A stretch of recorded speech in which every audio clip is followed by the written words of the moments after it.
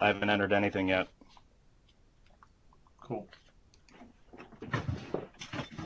Yeah, I figure that whoever's doing this won't even know opening up scenario. Each step of the way, I wanted to be there. So what did you do? You just click scenario New scenario at the top on the dashboard. on the dashboard. Go back to the dashboard for a second. Let me see what that looks like. So you click new scenario. Gotcha. All right, so we're going to enter the name and then audit. And then go to assessment and it'll automatically save. And then you enter your contact info.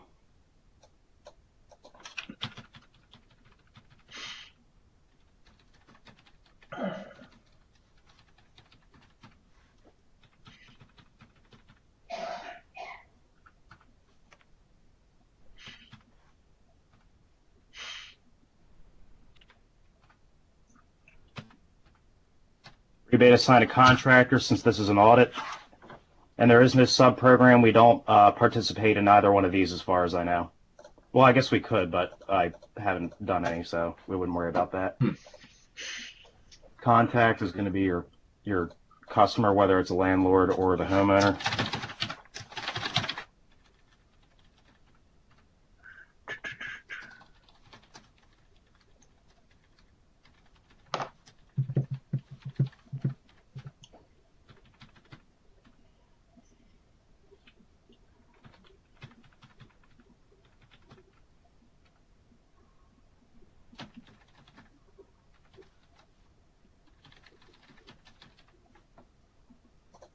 It's saved. Yeah, that's pretty much it. And at this point, I do this at the end when I'm starting to do a report, but I'm just going to put it in now. Save some time here. You can upload your image front of the building for your report cover. Okay. This is the wrong customer.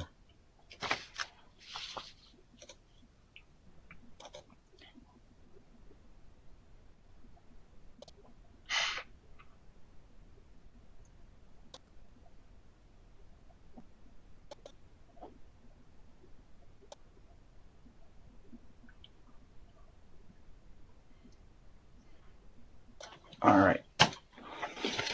So now we're going to model the house. First thing you got to put in the location, 190 Vincent Circle. So you entered the picture of the front of the house because that's the one you need for the report. I mean, you can put as many pictures. You can put up to 10 pictures in the report, and you would do it in that part of Beacon. Later on, if when you write the report, you can pick any picture you want and put it in the report. All right, you get 3 choices for weather areas. You get Dover, Salisbury, Wilmington. We're closer to Wilmington. Building type is a townhouse and unit. It's 2-bedroom, built 1998, 2 stories above grade. Front of house faces east. Shielding is exposed. And I have the parcel printout right in front of me, so I can just go ahead and enter all the measurements directly from that. We'll start with floor 1. Front of building is 18 feet wide, side is 30, 8-foot ceiling. And then there is a bay window in the front that's 8 by 1, so 8 feet parallel, 1 foot out. Automatically calculates your wall area and your volume. And now Beacon's all screwed up. I don't know how.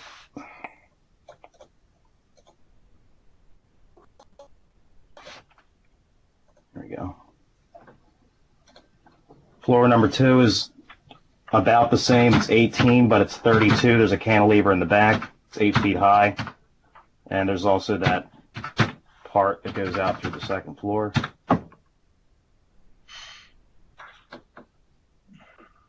I don't know why it modeled 2 floor number 2s. There you go. All right. Parcel info says the area is 1125. I got 1132. That's perfectly acceptable as long as you're plus or minus 10%. Did you, Colin, did you say that is the second floor 2 foot bigger than the first floor? Yeah. So would the volume condition area be 2 foot more? Yeah, it automatically does that for you down here. Okay, because I was looking at total condition area square feet. It says floor number 2 is the same as floor number 1. No, it's not. Floor number 1's Okay, 548. yes, never mind. Thanks. 8 and 4's got switched around. Thanks. Sorry. So we add our fuels. We'll start with electric. Tool providers other, it's City of Middletown Utility. Give me a second. Oh, yeah, City of Middletown's electric. All right, that didn't print, so I'm just going to go ahead and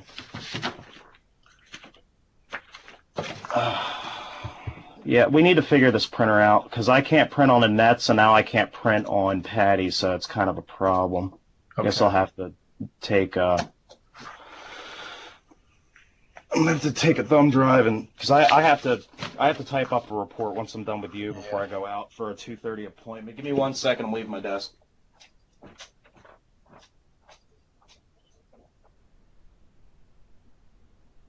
on. About 80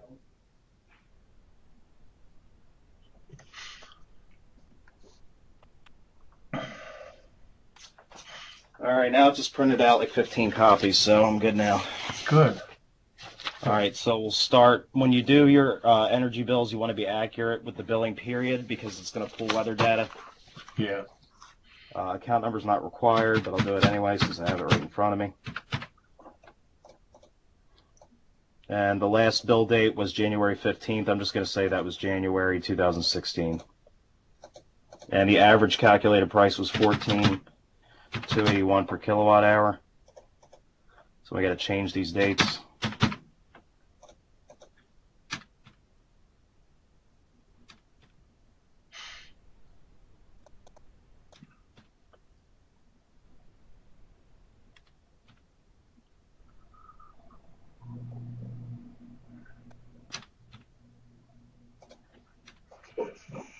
And just enter your usage.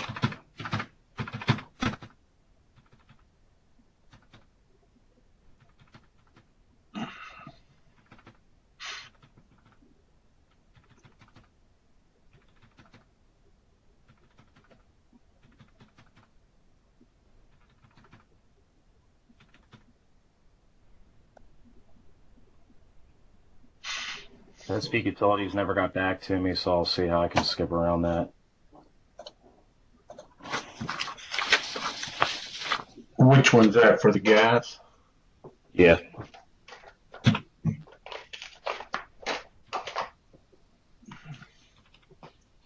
How many, did you say you had partial bills? You had some you were missing? I was missing 1 month. All right, and the last billing period for, and you got to be careful when you're reading the bills because billing periods and due dates are going to be different. Okay. You guys got to make sure you're looking for the actual billing period. So that was January 21st. I'm going to say that was the month of January then. And the average price I got was $1.8266 per CCF.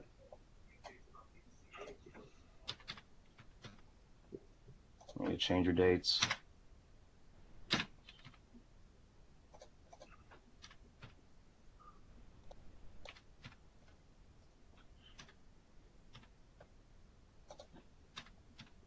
Which month did you not get? March of 2015.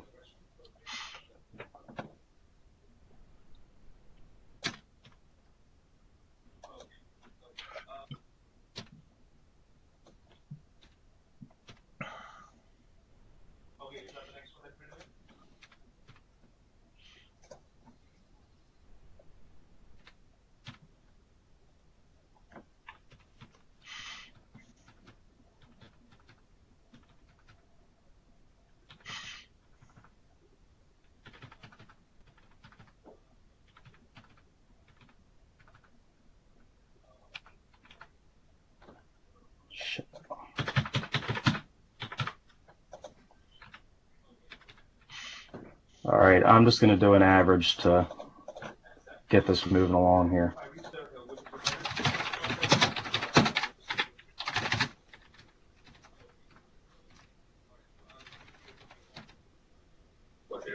What the next costs are, is there any on that relocation?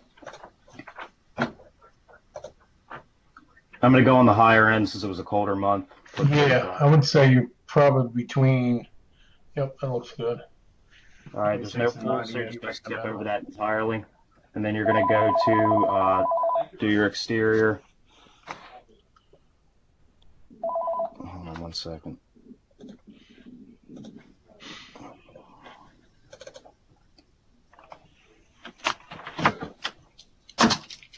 All right, there's only a small percentage of the house that's brick. I'm ignoring the basement area right here because that's not being modeled as above grade, so that's going to be negligible.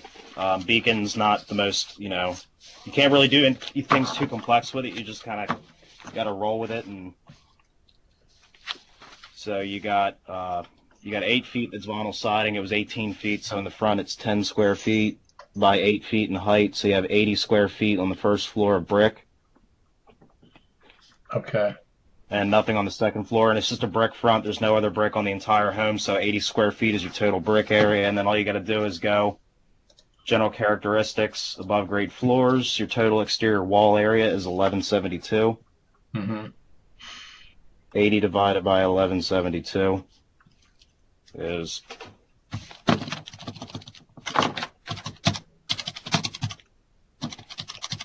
6.8%, say 7%. So then all we got to do is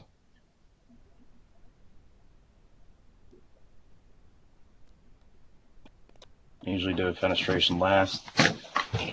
So group 1, brick veneer, 7%. 2x4 at 16, moderately insulated. Which tab did you exterior wall groups? Is that the tabs Exterior you're wall group, and then it's exterior, then exterior wall groups, and then the rest is siding.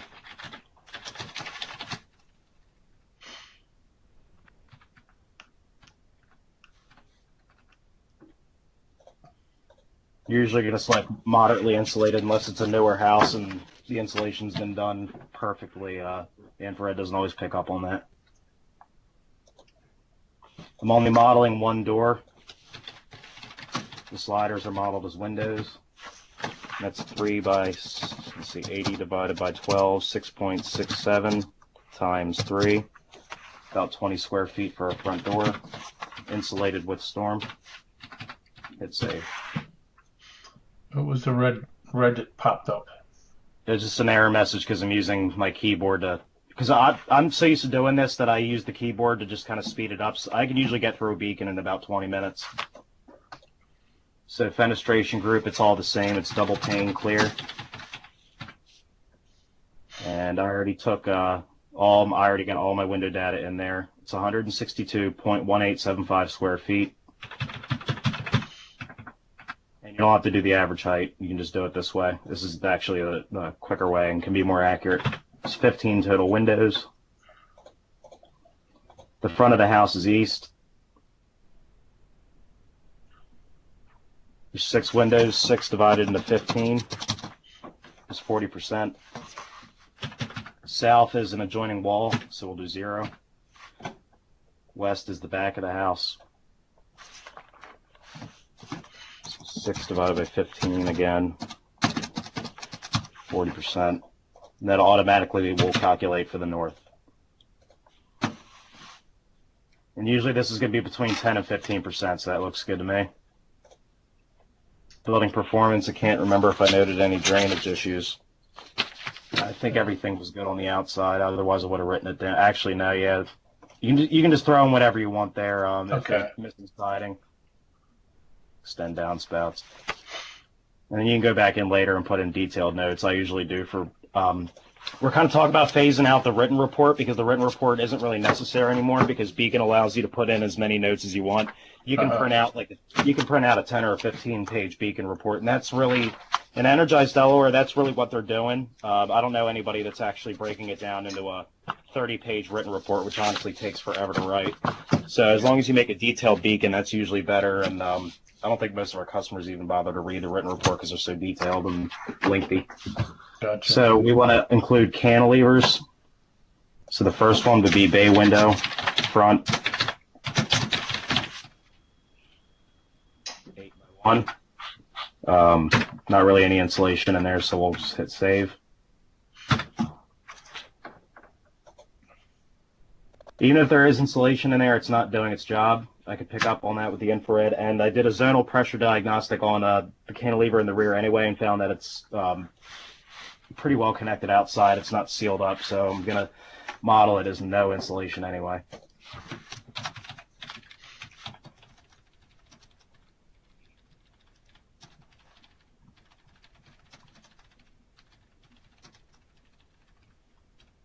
That was the width of the house, 2 feet. Insulation depth,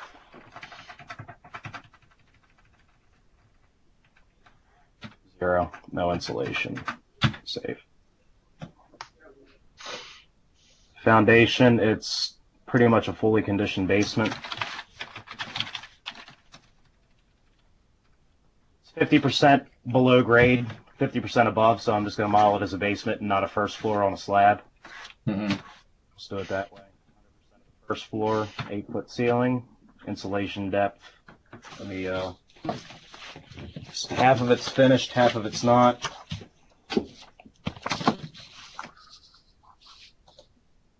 Let me see what I wrote down on my data collection sheet. About 3.5 inches of insulation. We'll round it down to 3. Moderately insulated. Hit save. And your rim joist is just going to be the perimeter of your first floor. So it's 30 plus 30 plus 18 plus 18.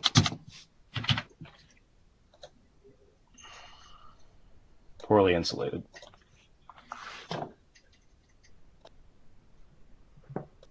You can go and add your attic groups.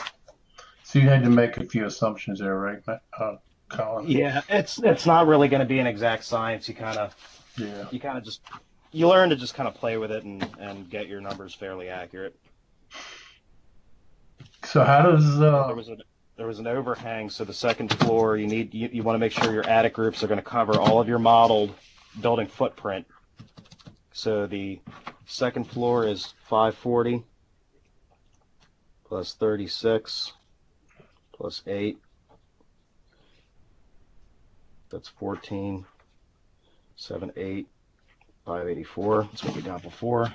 So 584, just pick a number, say 20. So we'll say it's 29.2 by 20. Even though that's not the case, you just want to get the area right. And it was insulated with fiberglass.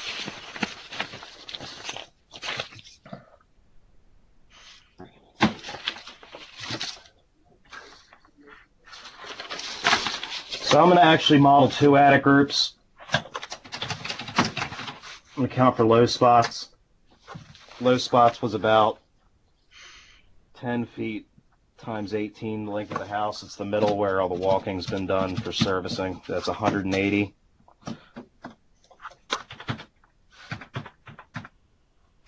Fiberglass loose fill, 4 inches. Saying well insulated, the reason why you say that, everything's still covered and it's well distributed. It's just not deep enough, so it's technically well insulated. And you don't need to model this, but no. So then 584 minus 180 is 404.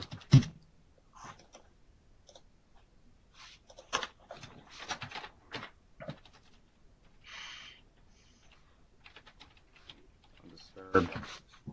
20.2 by 20. Fiberglass loose fill. 12 inches, well insulated. No radiant barrier.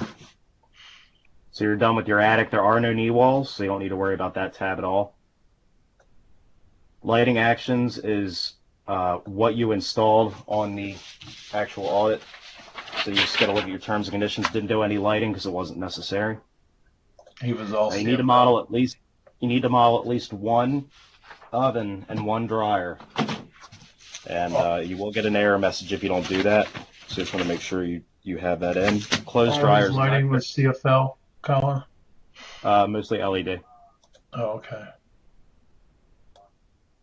And he said, I believe, 4 loads a week. That would be counted in your base load usually automatically anyway. Modeling that's not as important, but if you have the information, just throw it in there anyway. And I would recommend replacing the fridge, so I'm going to model that. It's 1998. It's closer to 2000, so I'll just round up. Medium refrigerator, freezer. Replace with Energy Star. Now I'm just putting these few recommendations in. I usually submit the audit, then I go back in and work on my actual measures afterwards, but just for the sake of this, I'm just going to do that and get through it here. And we have the oven is electric also.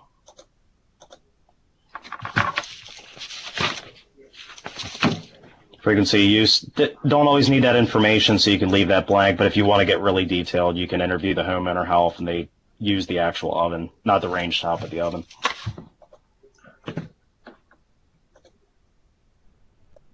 We installed 2 smart strips. Let's say one was home entertainment, and one was home office. You have to model them separately.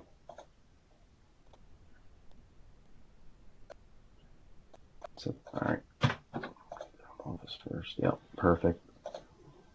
You get your hot water, and then we get our information from the. I actually didn't take a whole lot of notes here. A lot of it's just pictures. So what we can do is just go back and look that up.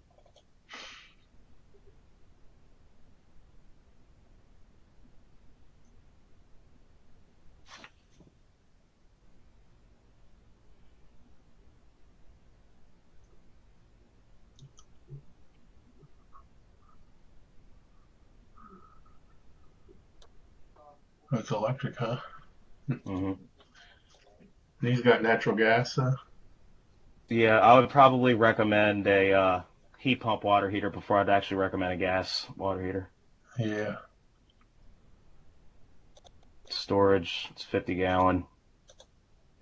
It's original to the house. The only thing that serves, it's regular efficiency. He already had the pipes insulated.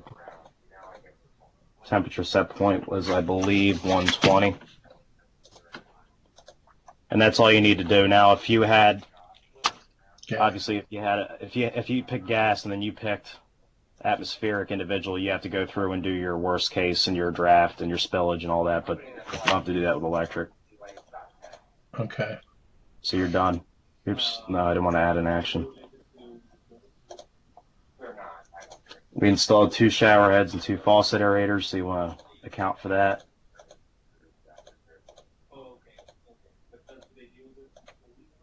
So I'm going to model these individually.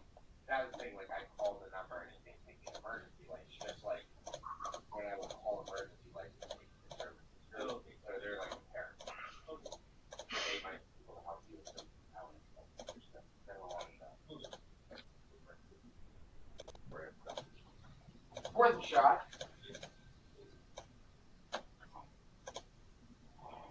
That's pretty much it for that. Okay. Distribution, that's going to be your duct system. It's metal air ducts, conditioned basement, all floors. You know, these aren't usually required, so I don't always take that information down. It's not as important. It's all within conditioned space. It's not insulated. There is no ECM fan.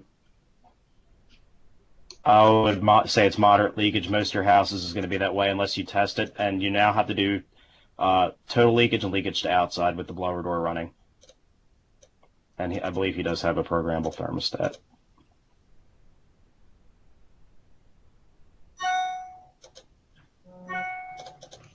You'll do those duct leakage tests if you're going to make a recommendation. Yeah, you have to. You have to do a duct leakage test if you're doing any duct sealing in the program. And like I said, you got to do total, which is just either usually depressurized to keep the register tape from blowing off. But you have to either depressurize or pressurize at 25. And then they're now requiring a leakage to outside. So you got to run the blower door at 25 and then try to zero out your duct blaster to get your total leakage to the outside. And then you also have to do a total external static pressure test to make sure that sealing the ductwork's not going to create an issue. So that's actually why I got to get going by 2:30. I got to deliver that report, and also I got to same development in Bear. I'm stopping at Ben's audit to show him how to do that on a furnace, on an attic furnace. Because if it's already got a lot of static pressure and you seal it, you could freeze the coil, and that would be liable on us. So we want to be careful about that. All right, so system type is furnace, distribution system 1. Now, if you want to give me 1 second, he does have gas fireplaces. Just want to get the information on it. They're both the same size, just 2 of them.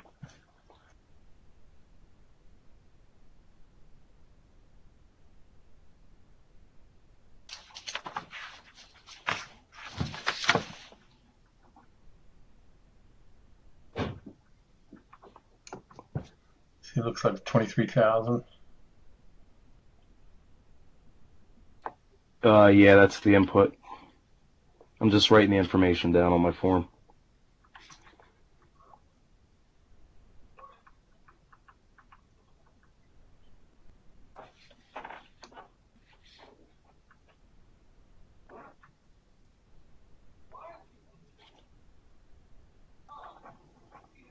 The way I do percentage of load served is usually I total up all the BTUs per hour of heating capacity in the house.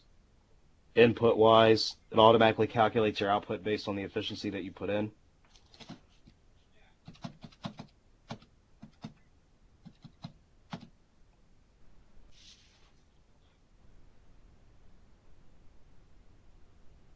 So 23 plus 23 plus the furnace is 75. 121,000 BTUs per hour. Then you can do the math from there.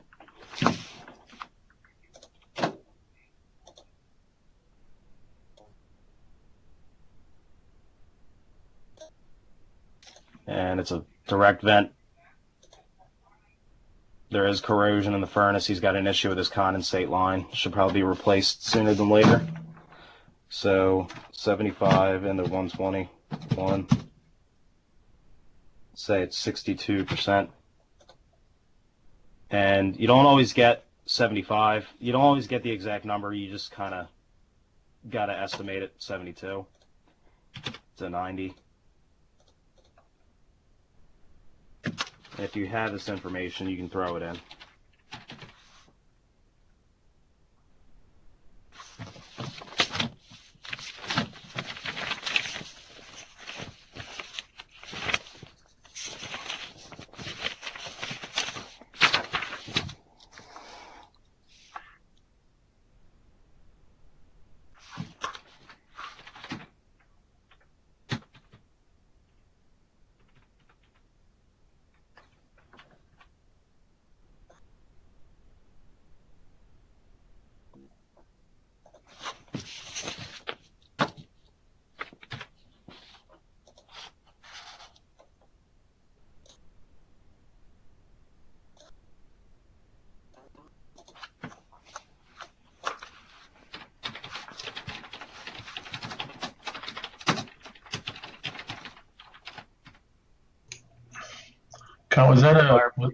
Was that a sealed combustion unit on the furnace?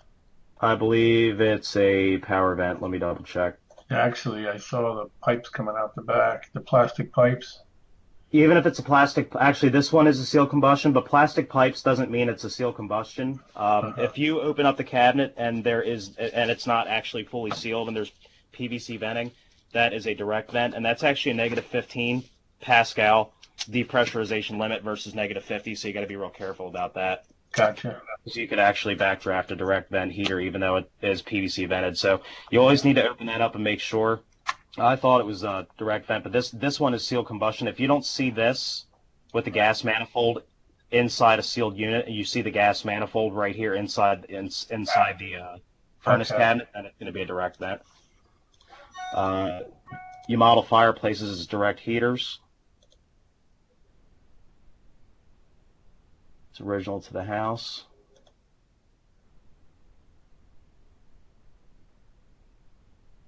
It's a direct vent. So let's see, what was it? 62, 100 minus 62, divided by 2, 19%.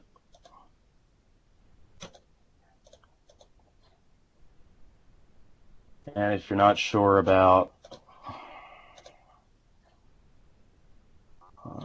is there a way to move this out of the way so I can use my browser?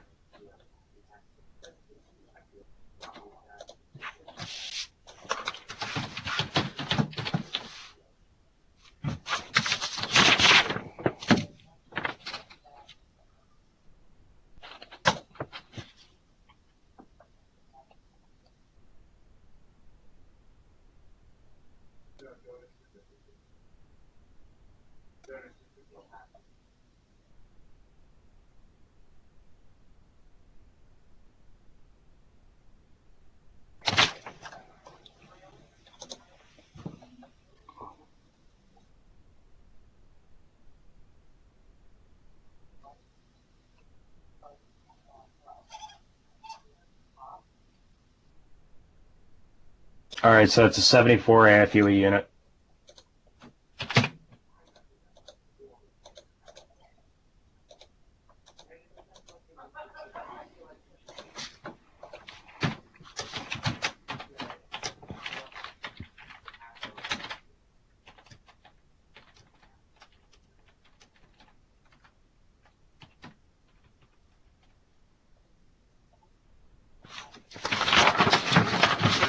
And it's technically a direct vent, vents right to the outside, so you don't need to do spillage or anything like that, but you do, you should be taking a CO reading outside. It says worst case, but obviously you don't really need to necessarily take that at worst case because of the venting configuration. Worst case isn't going to affect the CO, it's only going to affect draft and things like that, which is not applicable in this case. Basement was 90 parts per million.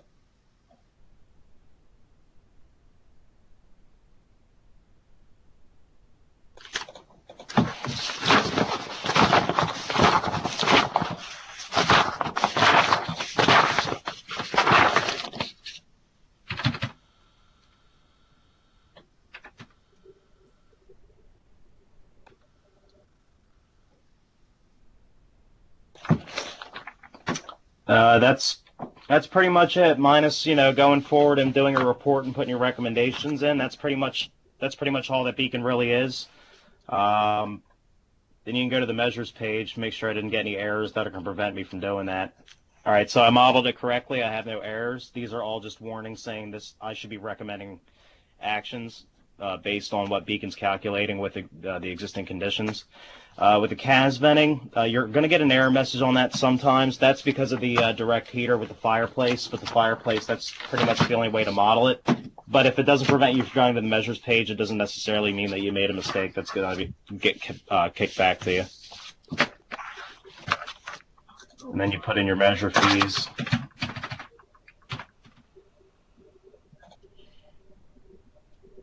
Uncheck this.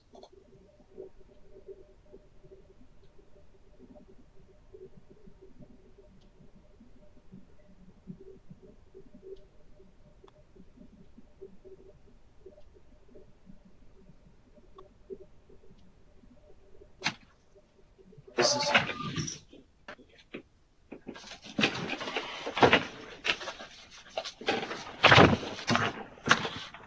1968 each. $9.36. You get reimbursed $25 for each. Rim shower head is $3.15 a piece, so that's going to be $6.30. Get reimbursed $15 each. That's $30.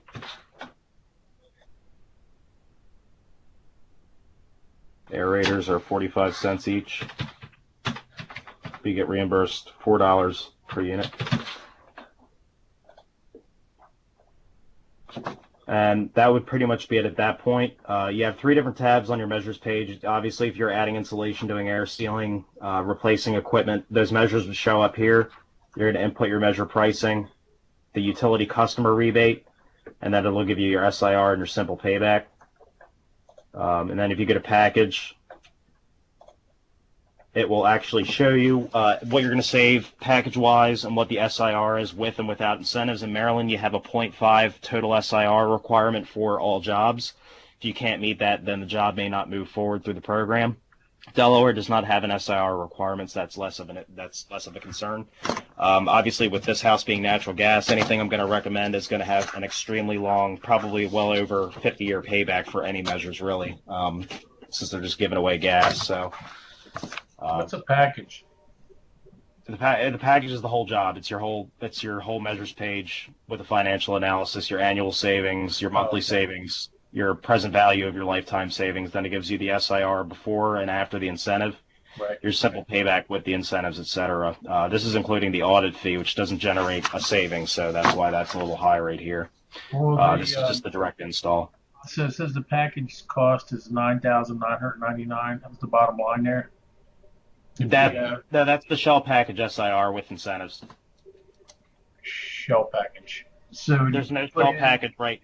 That 99999 is just a placeholder because there is no shell package right now. Shell package is going to be your duct measures, your insulation measures, and your air sealing measures only.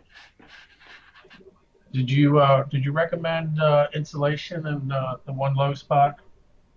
Well, I did to him, but I didn't recommend it right now in Beacon. You can go back and play with it and put in whatever measures that you would want.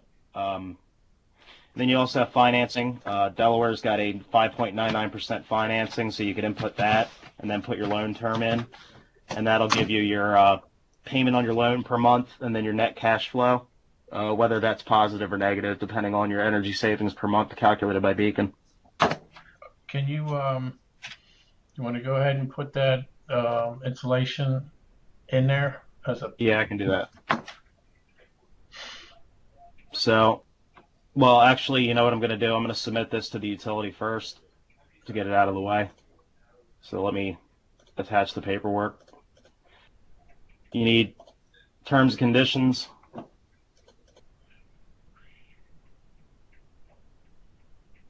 And you need a paid in full audit receipt.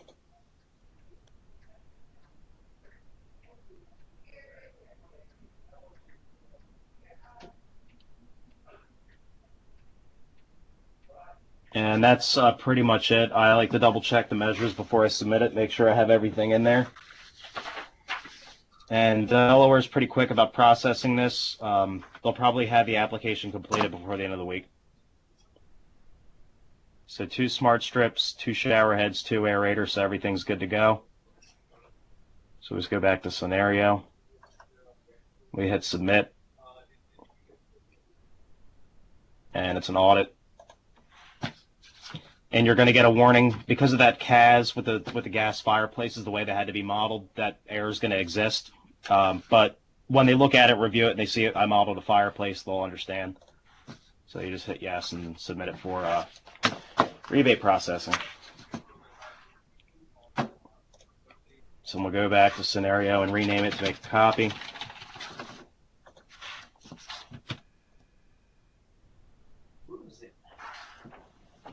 All right, and let's say hypothetically we're going to add some attic insulation to your low spot.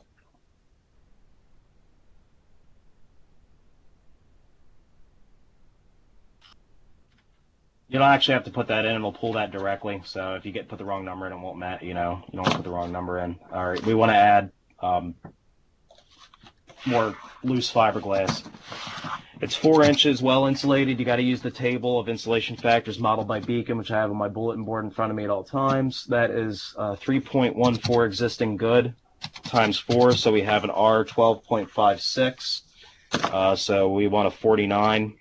Let's say an R 38. Because we're not going to add, he's already at an R38 in the rest of the attic. I'm not going to, I would not propose that he add enough to get to 49. He's never going to see that money again. So we'll just make the attic level with the rest. R38 is the minimum you got to get to. So 38 minus 12.56, we need to add R 25.44. And if they had a 3.14 for fiberglass loose fill, we just divide that. We need to add an additional 8.1 inches. We'll round up and say 9. There's no recessed lights. There is 1 attic access. We'll put a hatch in. We'll put air seal bypasses. Install new exhaust fan and vent properly. And vent 1 existing exhaust fan. And there are baffles already present, I believe. Let me double check.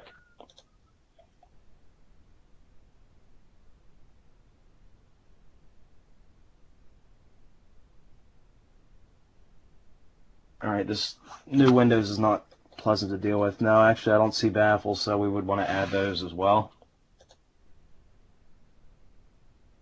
And you can put your note in, low spot, R, whatever, and, type. I usually type a few paragraphs in here, but I'm going to skip that step for now.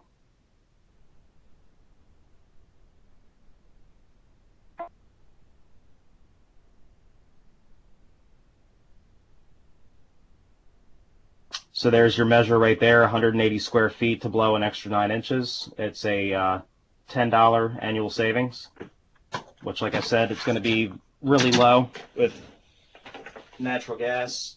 And I'll use,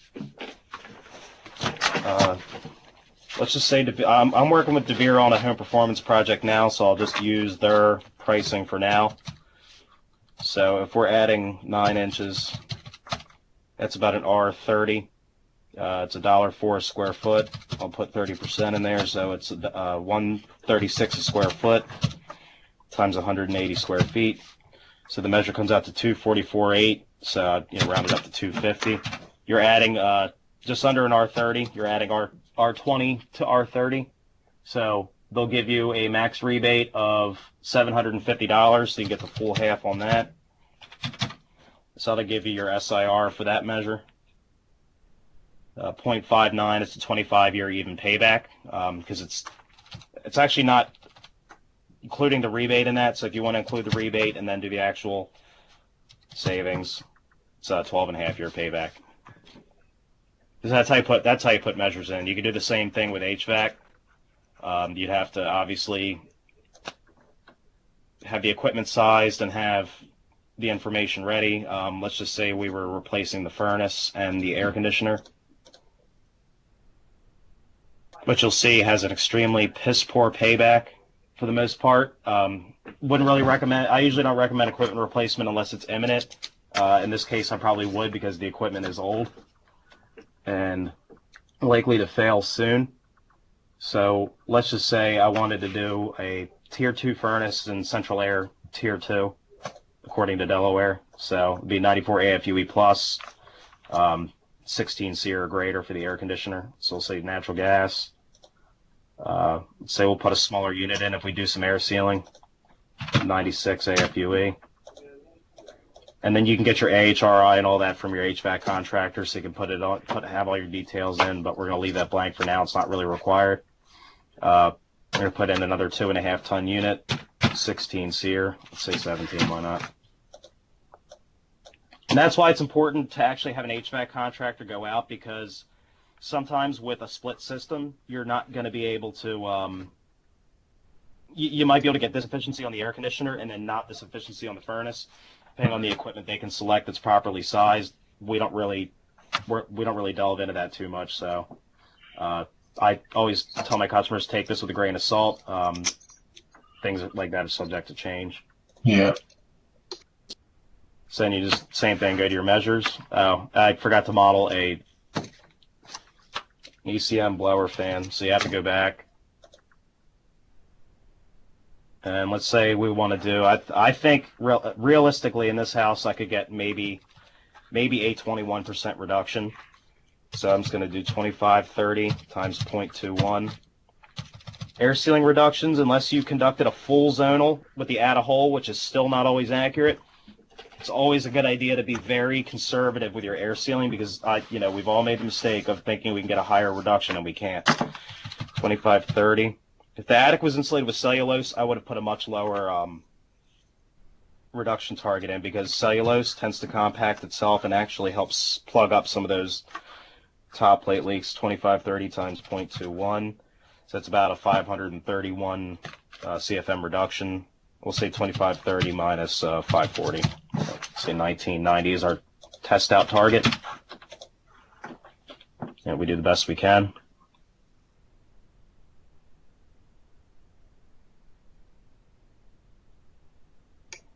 So you targeted 20%.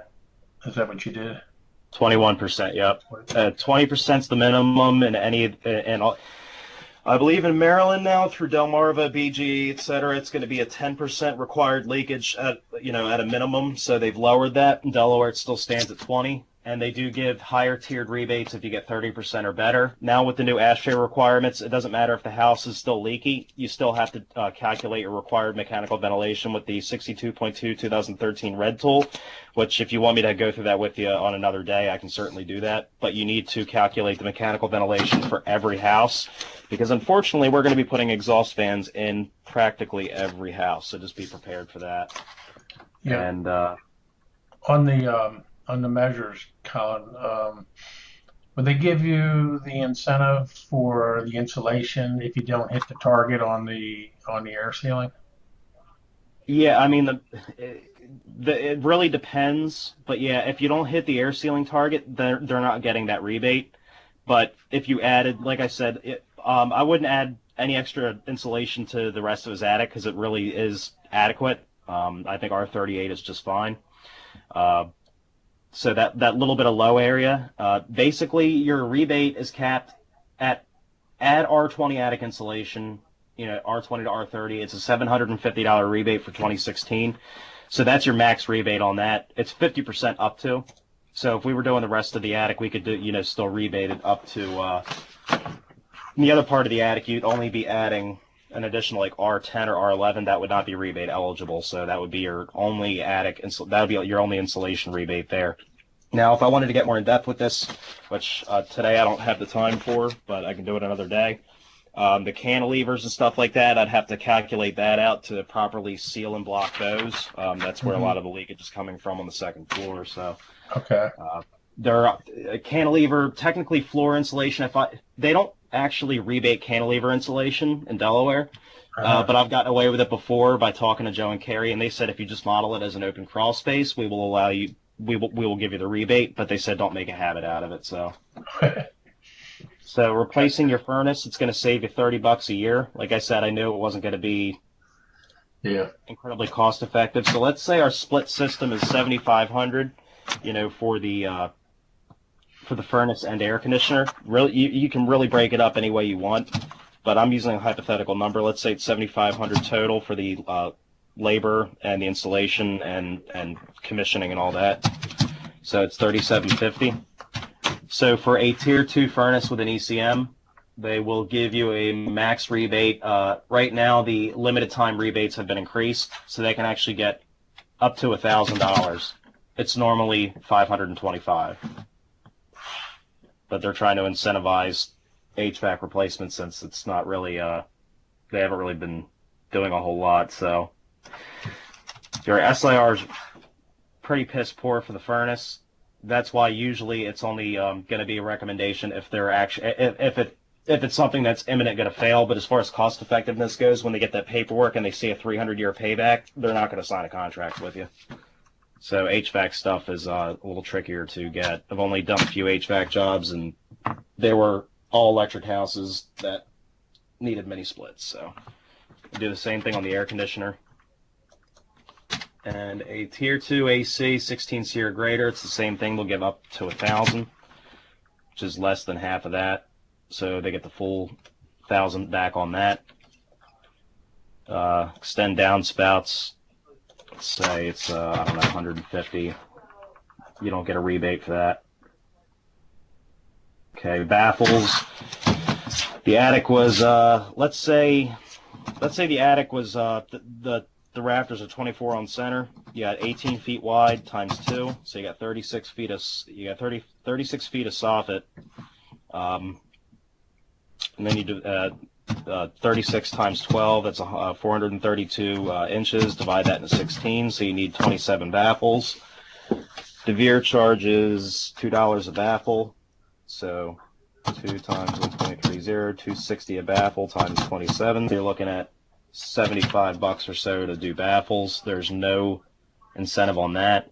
If you're installing a new fan, you have to account for the electrician and the cost of the fan. So you're talking $250 for the electrician labor, plus you're talking the fan's probably going to be to satisfy ASHRAE if we need to do that. You're talking $143 for the fan, plus venting outside is $195. So you're looking at $588. If you want to make money on that, 1.30 would lose $765 to install and vent the fan.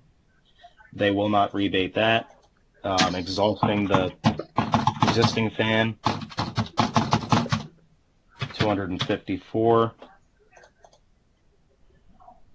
And air sealing, one thing we want to do, we want to take these out because they're not included in the actual job. That's for the audit only. You can leave those checked to show your customer the savings from just having the audit done. But as far as moving forward with the job, Delaware wants you to take that out because it's not applicable at that point. Right. So we already did that. So now we'll do our air sealing reduction. So the max rebate on that is a $675. Let's see. DeVere charges 40 cents a square foot for attic air sealing. 40 times the whole attic was $584.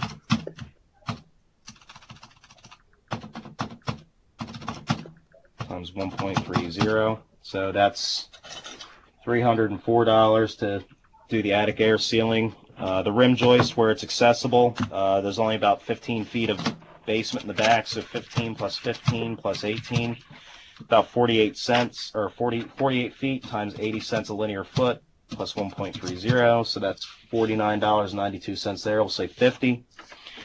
Insulate the attic hatch and seal it is 80 times 1.30. You can throw that in with your air sealing to make that rebate eligible, because if you put that down here for seal it, insulate the attic hatch, it's not rebate eligible, so you have to lump it in with your air sealing. That's totally fine to do it that way. And then there's the cantilevers, but I'm going to leave them out for now because it's going to be a lot of extra math. 304 plus 50 plus 104, so let's just say our air sealing right now is a 460. And they get half of that.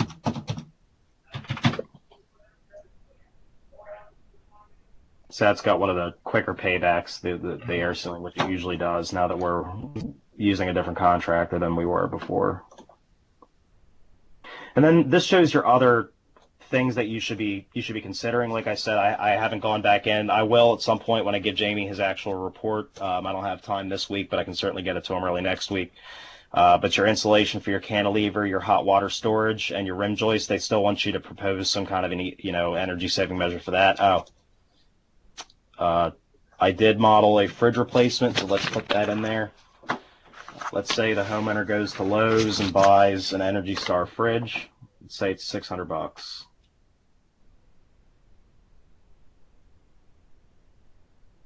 Actually, I unchecked it, but let's say $600, and they don't get a rebate on that. Unless there's an independent rebate associated with that. It's not showing any savings because I haven't refreshed the measures yet, but I'm going to go to package and do that first anyway. So hit refresh.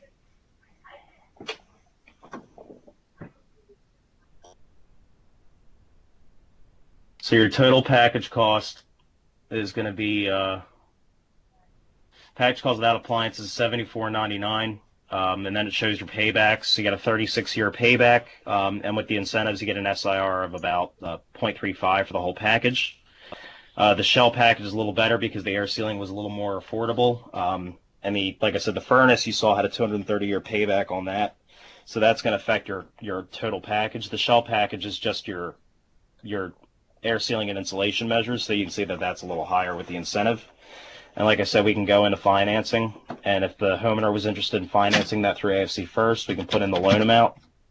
Say it's a 10-year loan, and it would be $150 a month for the loan, and it would be a negative cash flow of $131.60, so financing would actually be less affordable because our monthly savings are only $18.62. So 150 minus 18 is around 132. So it's taking that into account.